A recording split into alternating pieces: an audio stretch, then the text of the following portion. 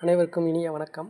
இன்றைக்கி நம்ம எதை பற்றி பகிர்ந்துக்கிற போகிறோம் அப்படின்னு பார்த்திங்கன்னா, விஜய் அவர்கள் தமிழக வெற்றிக் கழகம் அப்படின்னு கட்சி ஆரம்பித்து அதை நல்லபடியாக நடத்திக்கிட்டு இருந்தார். எதிர்பாராத விதமாக கரூரில் நடந்த ஒரு துயர சம்பவம், அது நம்ம எல்லாருக்குமே தெரியும். அந்த சம்பவத்துக்கு அப்புறம் அவருக்கும் அவரோட கட்சிக்கும் கொஞ்சம் பின்னடைவுனே சொல்லலாம். இப்போ 2 நாளைக்கு முன்னாடி கூட கரூரில் பாதிப்படைந்த குடும்பங்களை நேரில் வரவழைச்சு அவருக்கான தேவைகளையும் பூர்த்தி செஞ்சு ஆறுதல் கொடுத்துருக்காங்க. அவரோட அடுத்த கட்ட அரசியல் நகர்வு அப்படின்னு பார்த்திங்கன்னா, அன்றாட பணிகளையும் செயல்பாடுகளையும் ஒருங்கிணைக்கிறதுக்கு ஒரு புது நிர்வாகக் குழு அமைச்சிருக்காங்க. அதோட லிஸ்ட்டாக தான் நீங்கள் இப்போ பார்த்துட்ருக்கீங்க. மீண்டு வருகிறார், மீண்டும் வருகிறார் விஜய் அப்படின்னு தான் அவரோட நகர்வை நம்ம எடுத்துக்கலாம்.